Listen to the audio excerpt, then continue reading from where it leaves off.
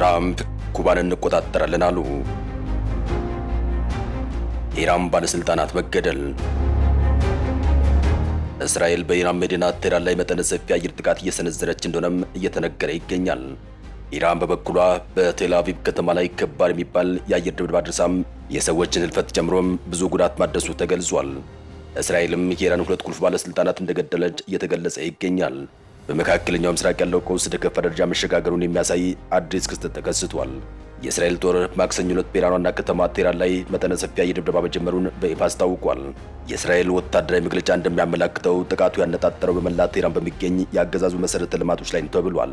እስካሁን ስለወደሙ የተወሰኑ ኢላማዎችና ስለደረሰ የሰው ህይወት በዝርዝር መረጃ አልተሰጠም።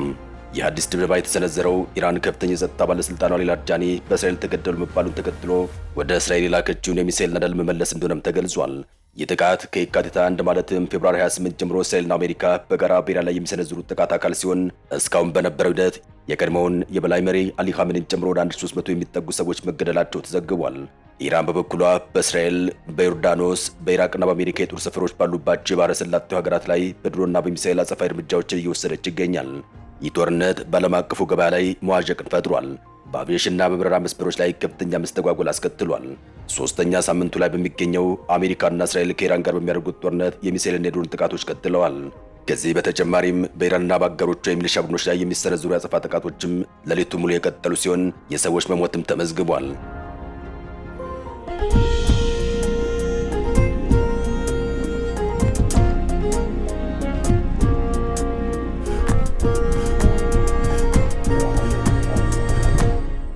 የኢራን የመንግስት መገናኛ ብዙሃን ተጽዕኖ ፈጣሪው የኢራን ጠቅላይ ብሔራዊ ደህንነት ምክር ቤት ጸሐፊ አሊ ላርጃኒ በእስራኤል አየር ጥቃት መገደላቸውን አረጋግጠዋል።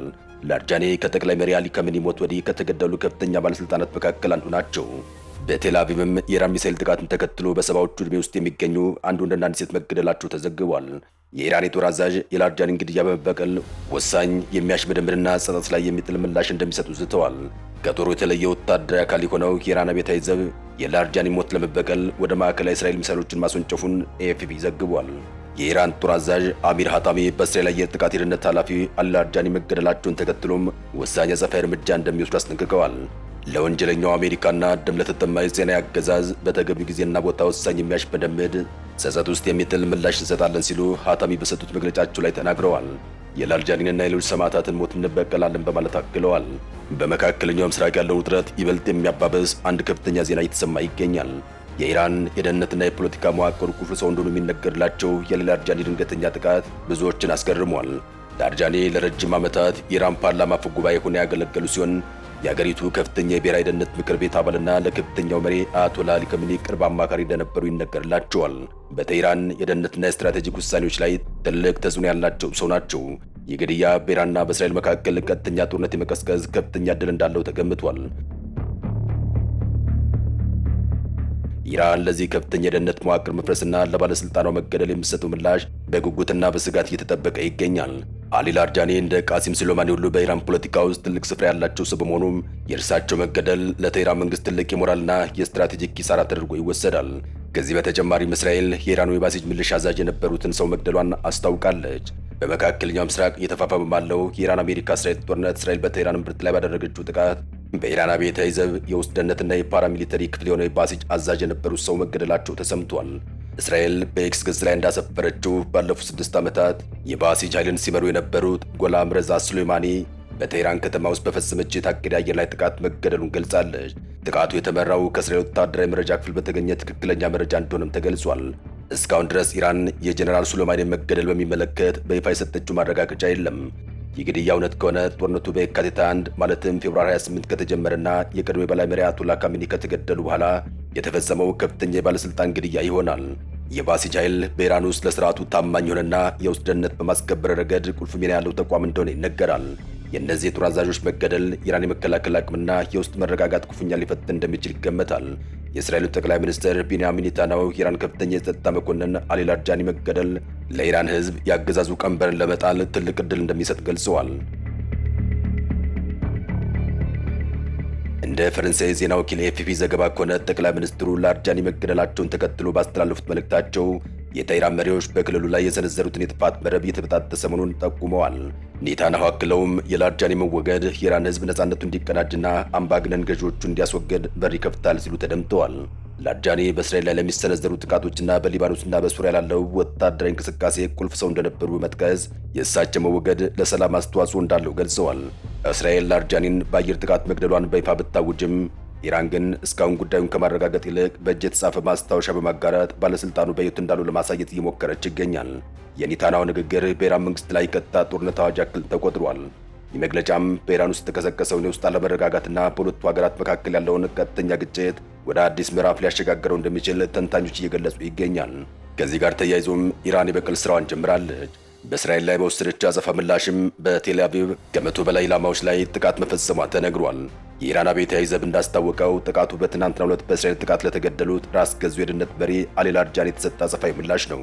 በአጸፋዊ ጥቃቱም ኮርማር ሻራራት፣ ቃድር፣ ኤማድና ኬባር ሼካን ሚሳይሎች ጥቅም ላይ ስለመዋላቸው ተገልጿል። የአብዮታዊ ዘቡ ከቴል አቪቭ በተጨማሪም በሃይፋ ወደብ፣ ኢየሩሳሌምና ቤርሳቤ ከተሞች በሚገኙ ወታደራዊ ኢላማዎች ላይ ጥቃት መፈጸሙን አስታውቋል።